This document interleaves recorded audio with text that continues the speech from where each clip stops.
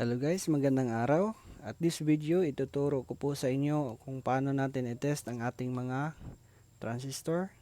Ito po mga transistor na to, ito po yung pinaka-common na ginagamit natin sa ating mga integrated amplifiers katulad ng Sakura at iba pa. So before that guys, help me subscribe my channel para makita nyo rin yung mga kasunod pa nating mga tutorial video tungkol sa ating mga topic all about electronics. So before that guys, ito pong technique na to ay akin pong natutunan sa aking pagre-repair. At ito po ay aking i-share sa inyo kung ito po ay nakatutulong. Sana ay maintindihan nyo po ang aking tutorial. And then before that, meron tayo ditong tester. Ating gagamitin ngayon. So, ang tester natin, ating ilagay siya dito sa times 1. So, ito po yung technique kong ginagamit pag check ng ating transistor. Pagkalagay natin sa times 1, at i-test muna kung naka 0 ohms adjust ba siya. So, ayun. Dito po natin i-adjust. Make sure na naka 0 ohms adjust po yung ating times 1. Yan. So, ito guys, itong transistor na to, ito yung isa sa pinaka-common na transistor, itong 2EC5200. Yan. So, sa una pong gawin natin dito is hanapin po natin yung base. Saan ba natin hahanapin ang base? Ang base po, yung pin na naka-deflect ng dalawa. So, example po, ito. Yan. So, meron siya. Dito, meron din. So, itong negative test prod na to, ito po yung base. Itong first pin ng transistor ng 5200, ito po yung base niya. So, since negative ang base, ito po ay NPN na transistor. Yan. So, base. Yan.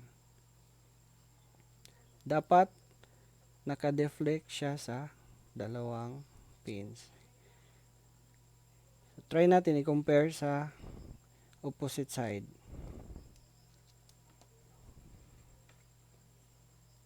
Yan. So, walang deflection. So, ibig sabihin, base pa rin ito pero dapat negative yung test prod na ginagamit. Dito, wala rin. Yan. So, balik tayo. Before guys, ituturo ko rin sa inyo kung paano natin hahawakan ang ating test probe. Yan. Napakasimple lang po. Para yan. Ito. Tsaka this is the easy way to put the tester here. Ayan. So, nalaman na natin ang base nito ay dito. So, sa technique ko guys, alamin na natin ang reading niya. Alam na natin kung saan ang base.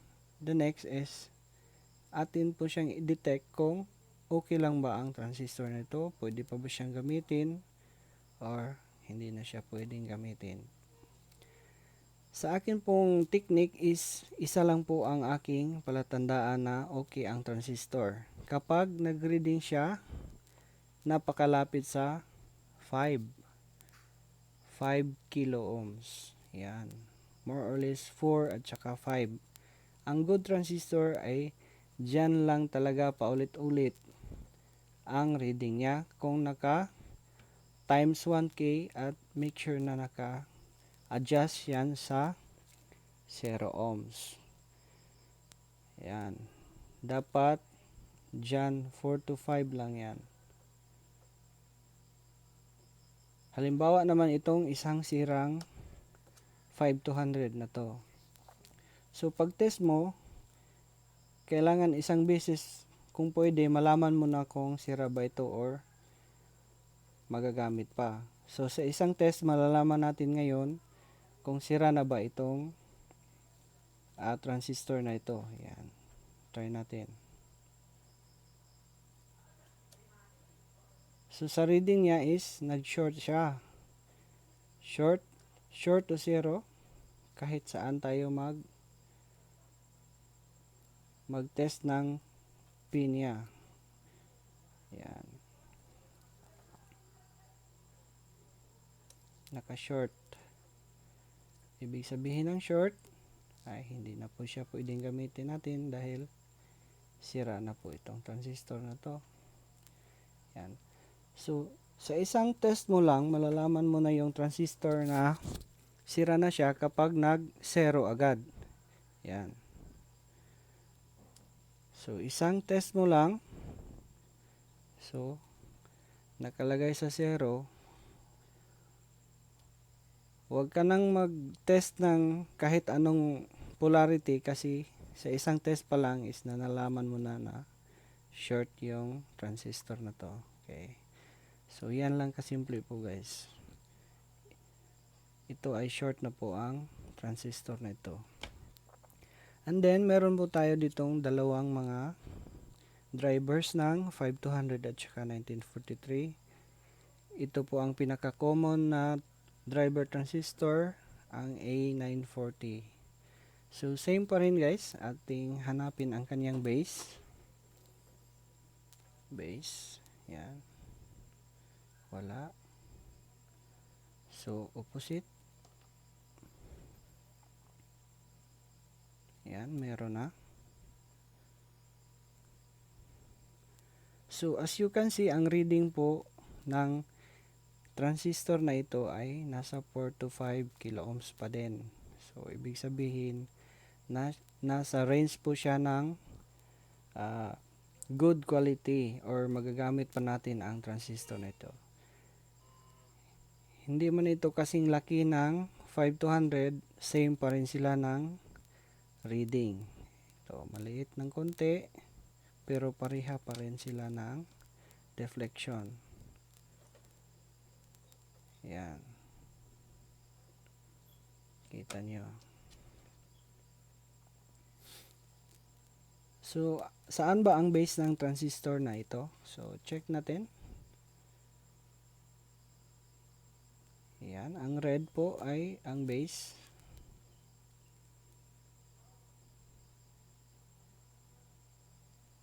So, since ang base niya ay positive, ito po ay PNP transistor. So, PNP transistor po itong A940. Yan. Kapag merong kayong na-test na transistor na kaagad pag check nyo yan dito is dediretso sa short, ay sira na po yon. Wala na po yung silbi. Yan. Kapag may short. At wala ding reading ng transistor na hindi lalagpas ng 5. Ang tinutukoy ko po ngayon is ito po, ulitin ko po, ito po ay mga bipolar junction transistor o BJT. Hindi po katulad nito ang MOSFET, magkaiba po sila ng pagtitesting. So, di po natin siya pwede i-compare dito kasi ito po ay kakaiba. So, sa mga BJT lang po itong ating tinuturong technique ngayon. So, ayan, ito.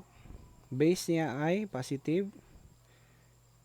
Kasi ang positive ay nakapa-deflect ng dalawang pins. Ayan. So, meron tayo ditong isang maliit na transistor. So, same technique pa rin. Kung aabot ba siya dito, ayan, sa ating range ng pag-check ng transistor. So, try natin. Yan, 5. Okay, so alin ba ang base dito? Try natin. So wala. Balik. Meron. So dito sa kabila. Yan. So nakapag-deflect siya ng dalawang pins. Yan lang po. So ang base po nito ay ito pong nasa gitna. At saka ito po ay negative ang base niya. Ayan. Negative ang base. So, sa reading niya, kitang-kita naman natin na nasa range siya sa good transistor. So, pwede pa rin itong gamitin natin kasi hindi pa siya short. Kagaya nito guys. Ito. Isang test lang. Ayan. Ganyan. Is nag-short na po siya. Lahat ng pin. Lahat. Ayan. So, pag hinulbot mo ang transistor galing sa board at i-test mo, gawin mo lang itong isang beses. Pag ganyan, sira na po yun. Pag dito naman, pag ganyan, ay may chance pa yan. So, hindi pa yan kompleto. I-check muna natin yung kabila. Tapos, dito. So, okay lahat ang reading. Dapat hindi pwedeng ma-reverse. Check nyo. Itong red ang base. Gawin naman natin ang base na black or negative kung ano ang mangyayari. So, walang reading. Hindi siya pwedeng mabaliktad. Dito naman, wala. So, ito lang talaga. Yan. So, sa technique ko guys, akin lang pong tatandaan kapag ang reading ng ating transistor ay nandito sa range ng more or less 4 to 5 kilo ohms. Ito po ay kinoconsidered ko na good transistor. At kapag ito ay nag-reading ng 0 ohms or short, yan. So, sa isang test mo lang, sira na. Alam mo nang sira na siya. At wala ding reading ng transistor na nakaganyan or nakaganito. Yan. Or medyo maliit lang dyan. Wala pong reading ng bipolar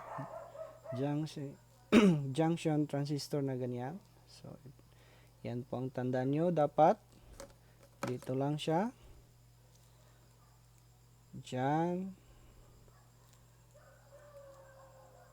Yan. Balik natin sa 1K. Dapat na siya 4 to 5 kilo ohms ang reading.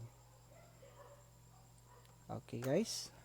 So kung nakatutulong po sa inyo ang video na to kung paano nyo i-test ang transistor natin na pinakamadaling paraan, at sa mga baguhan lang pong nag-aaral or nagre-review ng all about electronics, at yan po ang aking technique.